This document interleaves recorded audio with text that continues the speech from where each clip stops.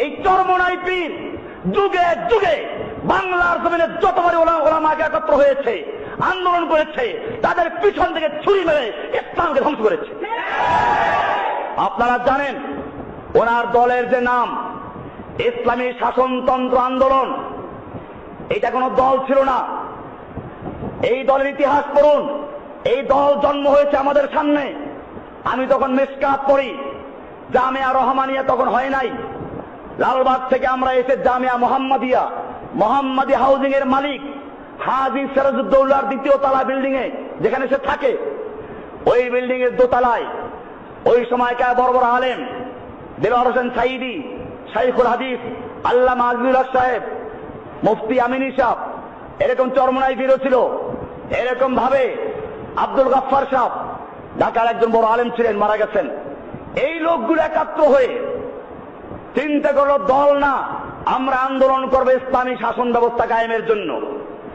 সব দলমত ভেঙ্গে দিয়ে একটা ব্যানারে আমরা একত্র হব, এবং সেটার জন্য একটা বড় সমাবেশ ডাকা হয়েছিল ঢাকার শাপলা চত্বরে। সেই সমাবেশের মাইকে আমি নিজে করেছি।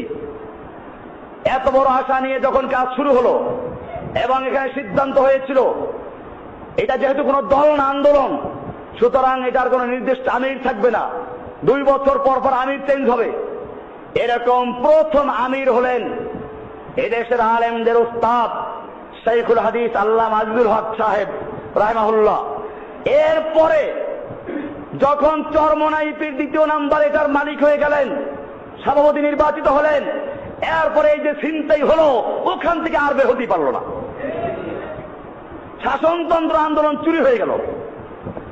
এরপরে যখন আবার নতুন করে এদেশের আলেম সমাজ নাস্তিক, মুরতাদ এবং বুলুগারদের বিরুদ্ধে ঐক্যবদ্ধভাবে মাঠে নেমেছে, উচিত ছিল তাদের নিজেদের প্রোগ্রাম বাদ দিয়ে ঐক্যবদ্ধভাবে 6 তারিখের প্রোগ্রামে একাত্র হওয়া। তারা করলো কি, সেই প্রোগ্রামের সাথে একটা রাজনৈতিক স্লোগান দিল, হ্যাঁ আমরা একমত আছি, কিন্তু তারা ইহুদি খ্রিস্টানদের সাথে আতাত করে নিজেরা তাদের ছত্র ছায়ায় একটা সম্মেলন করে উধাও হয়ে চলে গেছে, যাতে করে পরবর্তীতে যদি এই আলেমরা কোনো বিপদে পড়ে, ওনারা যেন বিপদে না পড়ে। এই লোকগুলো সব জায়গায় থানায় থানায় আমার বিরুদ্ধে অভিযোগ করেছে আমি জঙ্গিবাদীদের লেজার। চরমোনাই পীরকে শিক্ষা নিতে হবে, মুরিদদেরকে জানতে হবে, যদি জিহাদের কথা বললে বলে জঙ্গিবাদী হয়, তাহলে সেজন্য আল্লাহ সুবহানাহু ওয়া তাআলা কোরআনের জিহাদের আয়াত নাযিল করেছেন, তুমি আল্লাহকে জঙ্গিবাদী বলছো। জিহাদের হাদিস আল্লাহ রাসূল বলেছেন, আল্লাহ তাআলা বলছেন, ইন্নাল্লাহা ইউহিব্বুল্লাযীনা ইউকাতিলুনা ফী সাবিলিহি সাফফান, নিশ্চয় আল্লাহ ভালোবাসেন ওই সমস্ত লোকদেরকে যারা আল্লাহর রাস্তায় কিতাল করে, যুদ্ধ করে, কাতারবন্দী হয়ে। কি করে? তাদেরকে আল্লাহ ভালোবাসেন। কিতাল কোরআনে আছে, যুদ্ধ কোরআনে আছে।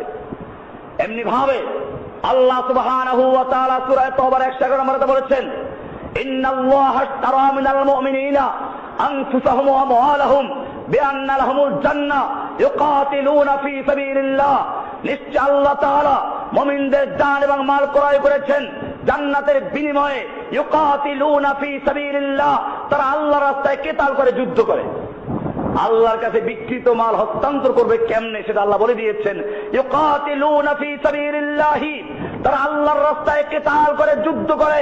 ফায়াকতুলুনা ওয়া ইউকতালুন, তারা মারে আর মরে। মারে আগে, তারপরে বোঝা গেল খালি হাতে যাওয়া যাবে না। আল্লাহ পরিষ্কার বলেছেন, ফায়াকতুলুনা ওয়া ইউকতালুনা, তারা মারে আর মরে। মারামারি আছে কিনা কোরআনে?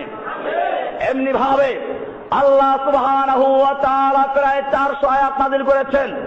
আল্লাহর নবী মুহাম্মদুর রাসূলুল্লাহ সাল্লাল্লাহু আলাইহি ওয়াসাল্লাম যুদ্ধ করেছেন। তোমার বুঝে না আসলে বদর, উহুদ, খন্দকের ইতিহাস পড়ো, বুখারী হাদিস পড়ো।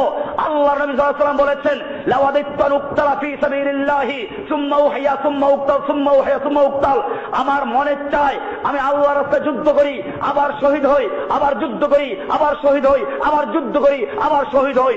সুতরাং যদি কোরআনের কথা বলা, হাদিসের কথা বলা, জিহাদের কথা বলার কারণে জঙ্গিবাদী হয়, তাহলে ইনশাআল্লাহ আমি সে জঙ্গিবাদী হতে পারি, মৌলবাদী হতে পারি, কিন্তু যারা বিরোধিতা করে তারা আল্লাহর দুশমন, রাসূলের দুশমন।